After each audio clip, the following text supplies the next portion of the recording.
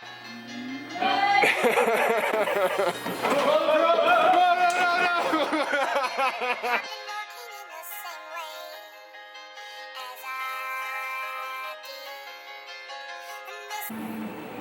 look in here. Stay out of my gas hole. Hey everyone, and welcome to episode 8 of the Cody Creelman Cow Vet podcast. Today is all about business, the business of veterinary medicine. I have this really complicated sort of scheduling that I have for this podcast. Everything is planned out to the detail.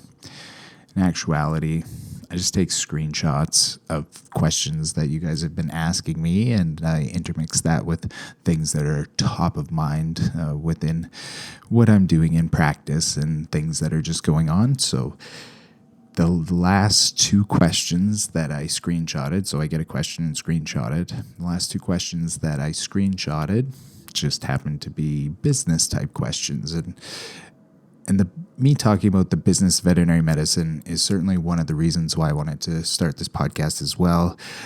Talking about business within the vlog and like following me around in all of my business things certainly is a bit of a trick.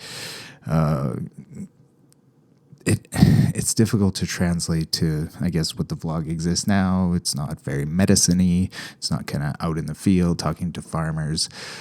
A lot of my time on a day-to-day basis is spent on business things. So tons of meetings with my partners, with employees, with my veterinary buying group, Mosaic Veterinary Partners.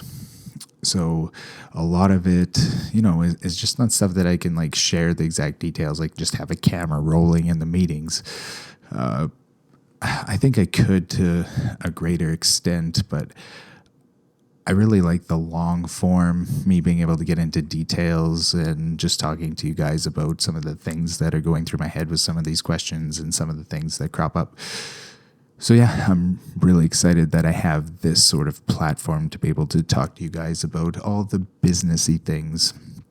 And certainly within the future of my career, just the way that the practice is going and the transition from my existing partners, it's just going to become a bigger and bigger part of my job to the point where I probably won't be going out into the field as often, and I'm talking about like a 5 to 10 year perspective. So it'll just become more and more part of my life. And right now I'm intermixing it with being a field vet. During the slow season, I'm probably spending almost 3/4 of my time in the day-to-day doing business stuff and only 1/4 doing veterinary appointments. And you guys that watch the vlog, that's like 10 to 20 minutes of my entire day that you guys get to see. So I love being able to talk about these types of topics, and certainly will continue in the future.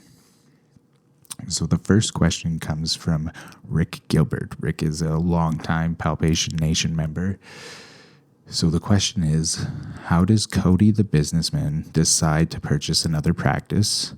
What kind of things go into that decision? And every time you get involved in another practice, does it make you more of a manager and less time spent doing cow vet things? So very good and astute question from Rick. Right now, the deal is closed. I'm just probably a few days away from announcing our next acquisition. So we have another practice that's coming online in Mosaic. I'm really excited about this one. I'm excited about them all. But yeah, this one has been a while coming. These business deals don't happen overnight. So there's certainly a lot of meetings that go into them, a lot of financial assessment, a lot of dealings with advisors and internal meetings and with bankers and with lawyers. So it's always very sweet when the deal closes and we can just go ahead and announce. Like I said, this one is closed, so I could probably announce it right now, but we've just been keeping it quiet for a few days and let the dust settle as we're just kind of transitioning through and kind of ironing out the final details. So to Rick's question, I guess the first question is, how do I decide which practice to purchase? So it's a very complex, multifactorial sort of thing. There's two different types of practices that we kind of look for within a subset, and that subset is gem practices. We had discussions long and hard about the difference between going into a very well-respected, well-established practice versus going into a practice that would be what's called a turnaround. So one that is not functioning well, one that has a toxic culture, one where the owner is struggling, the practice is struggling. Those aren't the types of practices that we're looking to align with at this point. We certainly think that probably in the future we'll be able to have the ability and the resources to go in and do these turnaround type projects. But for the time being, what we're doing is partnering with those gems, those amazing practices that have amazing reputations. And if you guys have seen the practices that we've partnered with so far, the Fairview Veterinary Clinic, the High Prairie Veterinary Clinic, the Peace River Veterinary Clinic, they are all extremely well respected within the profession, well respected within their communities. They were practices that we wanted to be a part of.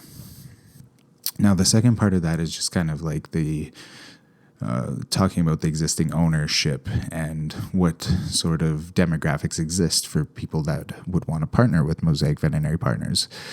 So the first off is the ones that are looking to retire.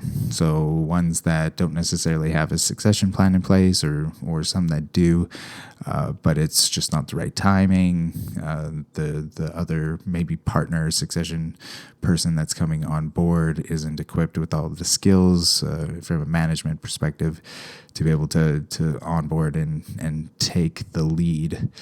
So it's kind of that retirement thing. So people that are ready to just retire, practitioners that have spent their entire life building these practices up, and they're looking to walk away and transition to a company or person or organization that they trust, that they know is going to respect what they've built. They're going to respect their clients. They're going to respect the community. They're going to respect their employees.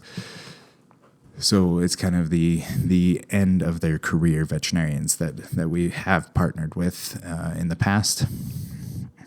And then the other side, the flip side to that, is the young veterinarians, the like superstars that have built up these amazing practices, that have been doing an amazing job, but are looking for more. And whether that is more work-life balance, the ability to access all of the amazing resources that we have at Mosaic, from the top level with our CEO, Dr. Greg Andrews, all the way down to somebody like me who's providing support mostly from a technical aspect on the cow-calf and feedlot side, making sure that all of our practices are practicing the best quality bovine medicine that is possible, and everything in between, all of the amazing people that we have within the practice, within the management group.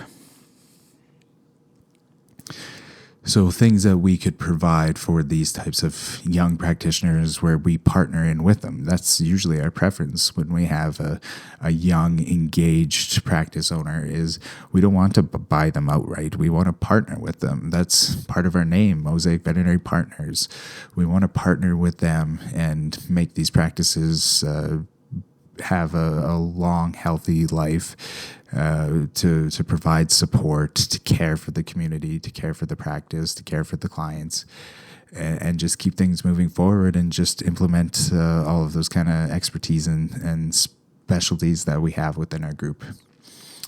That is the case with our newest acquisition, an amazing, amazing practice owner, doing so many things so right, that is just looking to partner with us because they want their practice to be sustainable in the future, and to make sure that all of the, I guess, T's are being crossed and the I's are being dotted, and having the ability for their team to access into what we have, and just provide that level of support. That word support is so incredibly important to our group.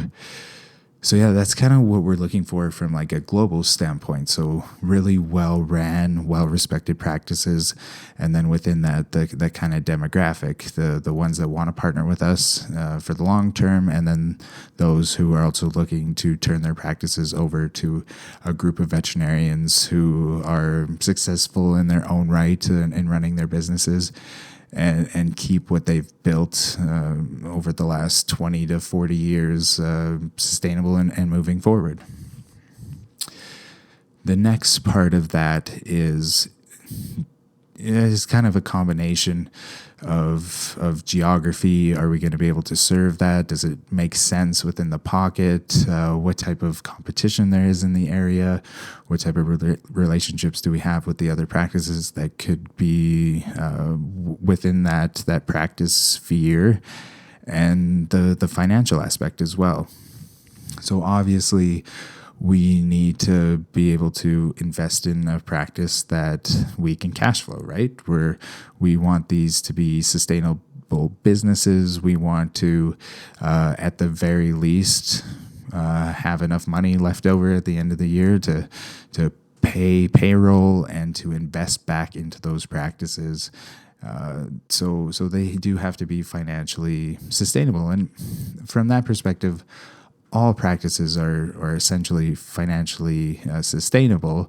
It's just that the practice price, what we're paying to buy that practice, has to be in line with that cash flow. So a lot of time goes into looking through that, all of the financial records over the last several years, and really analyzing that, doing risk benefits, and really teasing out what potential opportunities exist. And just from a broad business perspective, whether it's a tire shop or a restaurant or a veterinary practice, that we're going to be able to invest into these practices, and that they're going to be able to pay for themselves. It's no different in any sort of sphere of business. So that's really what we're looking for and how we make that decision. There's been, I guess, all different sort of levels of engagement that we've got from prospective sellers. There's some practices that are just looking to see what price we're going to give them, and they weren't really serious about selling. That's fine. And then there's certainly some that contact us and it's just not a right fit. And in most cases, it's not a right fit forever. It's more just kind of is it a right fit right now sort of situation? What else do we have on the go? What other opportunities do we have? And do we have the team available to kind of support that type of practice, whatever it is? We have very high ambitions in terms of what we're trying to do. We're certainly in a growth phase. We're reinvesting back into the management team. We're investing into these practices hardcore, providing new equipment, providing support staff, providing inventory management systems, veterinary software, new ultrasounds, new DRs, lab equipment, brokering deals. It's just an ongoing level of support that we're doing there. So the other part of Rick's question was how much every time we bring a new practice on board, in terms of my involvement, does that take away from my regular day-to-day practice? And to date, it hasn't been too bad. Certainly, it is a lot of meetings. It's a lot of one-on-one discussions. I've had this week is Thursday, and it was a long weekend. So 3 days into this week, and I've had about 3 or 4 meetings specifically pertaining to Mosaic, and then some phone calls and some texts and some emails and stuff like that. So it does take up a proportion, and certainly every practice that we bring online, it does take a little bit more time, especially during the first several months, because there's lots of training and lots of integration, lots of communication, and then also we also take a lot of time in kind of that strategic planning and what are the next steps and how are we going to convey that message and what are we going to do to hire new veterinarians. And that's kind of one of my specialties within the group is, strategically planning on how we're going to keep these practices staffed. What are some of the strategic things that we're going to do in the future to be able to make sure that we have a steady stream of really amazing veterinarians going into these practices to support them and to support the communities. If we fast forwarded to say 5 years from now, it will take an even greater proportion of my time as a practicing veterinarian, and that's my goal. That's what I want. That's my vision and my future. I love running businesses. I love running practices. I love every aspect of veterinary medicine. So of course I'm going to love that. And what we're building at Mosaic, I feel is truly special. And I'm so excited to just be able to share that specialness with the rest of the veterinary community. So yeah, it takes up more time, but that's not necessarily a bad thing. And we're able to still do all of the amazing things that we're doing at my cow vet practice and continue to grow and diversify in our other business ventures as well. The next question comes from Emily Roos. Emily is wondering if I could discuss veterinary salaries and schedules. She says, not exactly a topic many people are comfortable asking or speaking about. And then she also asks, is it difficult to start your own practice? And is there any advice or cautionary tales that I might want to talk about? So the first part of that is discussing veterinary salaries and schedules. Within the market that I'm in right now, and certainly salaries is very geographically dependent. I've talked with a lot of different veterinarians from a lot of different areas across North America, and salaries are all over the map. There's pockets within rural U.S. where I've heard veterinarians, their first year out salaries are in that $35,000 U.S. range, which is like $1 million Canadian. It's not quite that bad. All the way up to some really competitive areas where veterinarians are getting like $40,000 signing bonuses to come on board. Mostly those are in like the small animal corporate type practices. And certainly there's a lot of baggage attached to a $40,000 signing bonus, including very long contracts and a not very nice path out of those contracts if one so chooses to get out of one. Within the Alberta job market right now, so where the majority of our practices are, most starting wages for a new grad coming out would be in that usually $75,000 to $85,000 Canadian range. I would say most are probably landing right around that 80,000 mark. My first job out in practice was at Vet Agri Health Services, and I was right in that $75,000 range. Most, and that's just based off of some of the surveys that have gone out within the profession. Most associates will kind of, after 5 years, would be in that $100,000 range, and then associates that are very experienced and about 10 years out in practice would be in that $120,000 range. Usually those associates will start to get put on different production bonuses. So whether that's a production of or a percentage of their production, a production salary kind of pro sale basis would be around that 22%. So getting about 22% of the services that you're billing out. That's typically not including prescription refills or prescription products or dog food. Usually that percentage is a lot less just because the margins that veterinary practices make on those types of things are quite a bit lower than what the margin would be on services. If you're thinking about services, a vet making that kind of $85,000 range would essentially be making about that $45 to $50 per hour. whereas the veterinary hospital would be billing out at about $200 an hour. That's kind of like an average rate that practices would try to aim for in billing out when we're talking about like consulting services and stuff like that. So that's why the margin is quite a bit different, and practices can afford to pay kind of in that 20 to 24%. I've never seen much higher than that. But there's a lot of different ways that you can certainly manage that. The benefits can vary greatly. It's pretty standard that health benefits are included in that. That there is vacation that is kind of in that 3 to 4 week range for starting veterinarians, and also the CE allowance, so the continuing education allowance, typically around that $1,500 to $3,000 range per year, plus about 5 days off for being able to take time off to go to that continuing education. And then there's certainly some other bonuses like emergency call fees. So it would not be uncommon for a veterinarian to have in their contract an emergency call fee bonus. So if you get called out in the middle of the night, typically your practice would charge around like $100 extra, just because that's kind of an emergency after hours fee. Most of the time the veterinarian would get all of that, and then about 50% of any of the things that they're doing. So let's say you're going out and doing a calving, it costs $200. You would get 50% of that, and then you would get your $100 emergency call fee.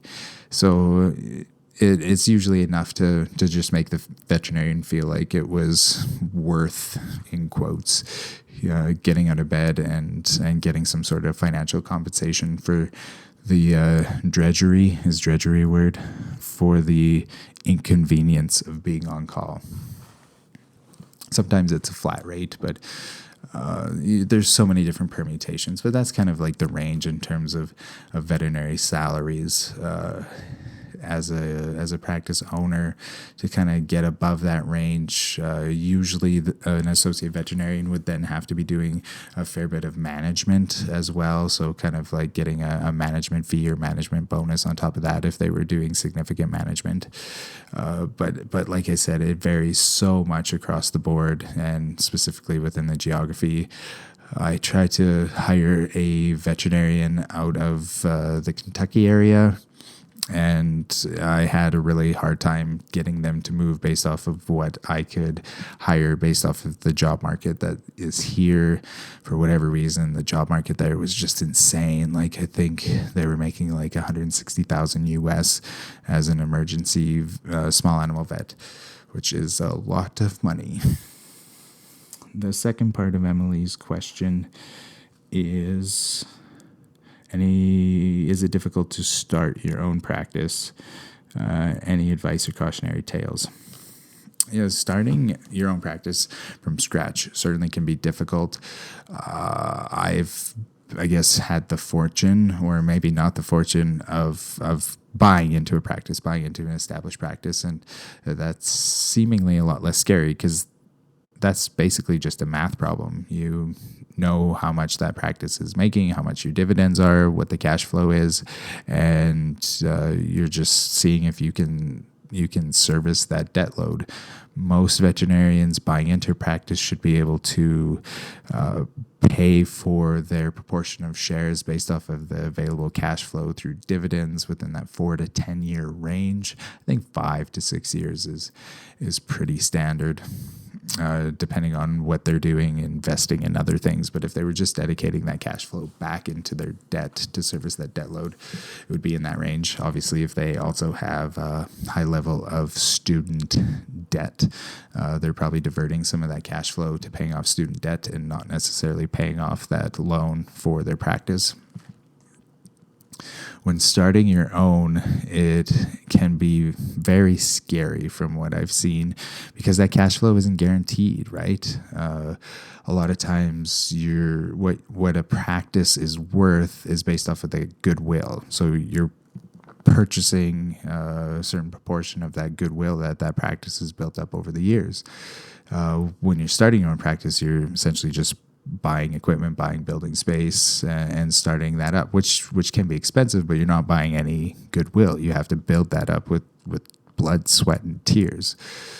So it can be difficult to be able to know exactly what your cash flow is going to be. And really, that's like the biggest precautionary tale is cash is king, right? You have to just have the ability to service that debt load. And if you don't have the ability to service that debt load, then you're going to go out of business. That's why 90% of restaurants that start up will go out of business is just a cash flow problem. The inability to service that debt load, and they just have to close the door. It's sad, but that's the biggest thing. From my perspective, investing in people is another big thing that I see. Hearing stories, practices that are startups certainly have a hard time not burning out the practice owner within the first few months to few years because they're just unable to kind of sacrifice that cash flow in order to invest in people. And people make all the difference. The ability to have enough people to offload and let you do the good things that you're good at and have them do the things that you're not so good at is really important. So having enough available cash flow to make sure that you have enough manpower. Is that politically correct to say manpower? Employee power. As long as you have enough employee power and cash flow, you should be okay. But do your research, crunch your math, talk to advisors, look to mentors. The math has to work. It just absolutely has to work. And yeah, there's going to be some speculation and some blanks that you'll need to fill once you're in practice. But don't be too crazy risky. And I'm a pretty risky guy. I've taken some pretty big business risks, but I've always made sure that my cash flow is in line and not putting my family in jeopardy too often. Okay, that's the business of veterinary medicine. Thank you guys so much for reaching out and asking questions. Like I said, if I get some good questions, I just screenshot it, and it may show up in a future podcast. I appreciate all of the reviews on iTunes and all the other podcast apps that you guys have reviewed. Really, really appreciate it, and I appreciate very much any kind of communication that you guys have. So if you guys have any questions and you want to reach out to me, my email is cody@codycreelman.com, or go to my Facebook page, or leave a comment on YouTube, or send me a tweet or snap, or I'm on all the things. Okay, guys. See you next time.